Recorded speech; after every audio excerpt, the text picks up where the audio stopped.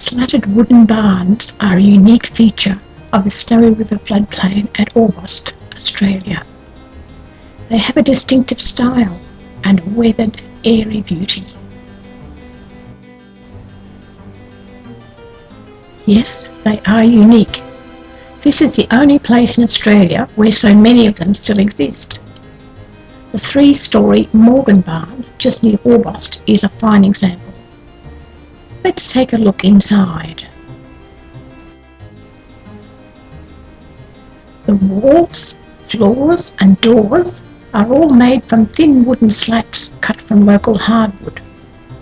From the 1880s to 1920s, these barns had a very particular use.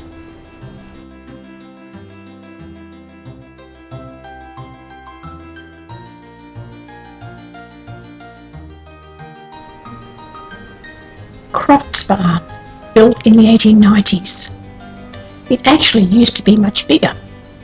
Even today though, its size is impressive.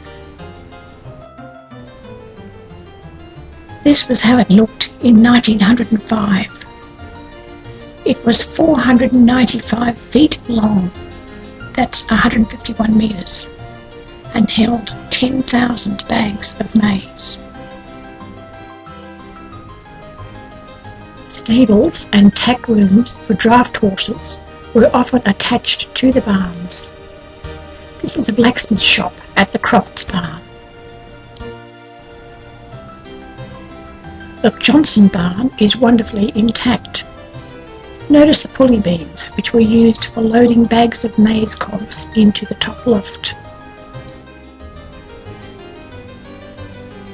You can easily imagine how the bags were hauled up using this pulley. Here's a bag hook. Imagine a wagon with lots of bags of maize cobs from the paddocks. Imagine a horse with a rope attached and the rope going up through the pulley. The hook is latched to a bag of maize and the horse pulls away and up goes the bag. A well-trained horse worked like clockwork. A man in the top loft pulled in the bags of maize cobs through the door and emptied them onto the slatted floor to a depth of about 1 metre. Here the crop was stored and dried. You've gathered by now that the fertile Snowy River flats at Orbost produced huge crops of maize. Some of the richest maize-growing land in Australia.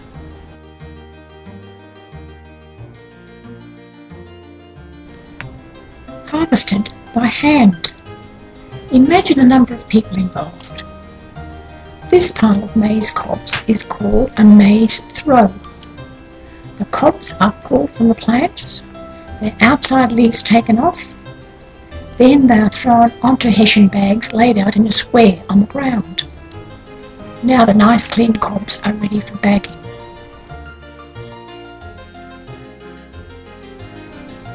This is the tool that the pickers used to take the outside leaves off each cob of maize. A hard worker could pick up to 50 bags of maize a day. Their hands became very, very tough. This is the 3-storey Truan barn. Like all buildings which are no longer used and maintained, it is looking rather sad these days. This is how it would have looked in its heyday.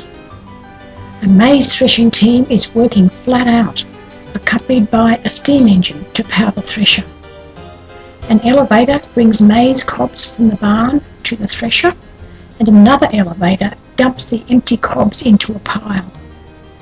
In the front are bags of maize seed, all neatly sewn, and a large square bale of jute bags. A bag needle and a palm thimble. An old maize thresher. A grass seed spreader. Many of the barns contain pieces of old equipment which you would be lucky to find in a museum. And the names of workers and their tallies marked onto walls. Bits of wallpaper from when a barn was decorated for a dance. Before the 1920s, when galvanised corrugated roofing iron was first made in Australia, all iron had to be imported from Britain. So what happened to most of the old barns? Some were demolished by huge floods. Others, like this one, collapsed on still nights when they were full of maize. Some just fell down with old age. Some were modified for new uses. This happened with the Crofts barn.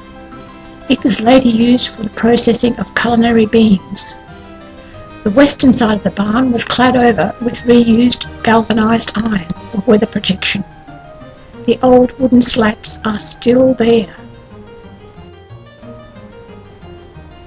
Many large barns have now gone. This was one of the largest.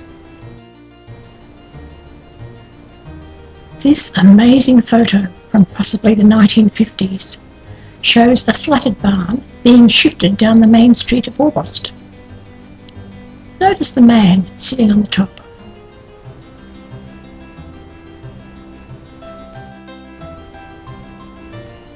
This story ends with the feature which defines these unique barns, the wooden slats. Drive from Orbost to Marlow and you will see the Morgan barn. It's one of the slatted barns of the Snowy River at Orbost. For those who want to learn more, I recommend that you read a book titled Barns of the Snowy River. This presents the photos, scale drawings, research, interviews and stories.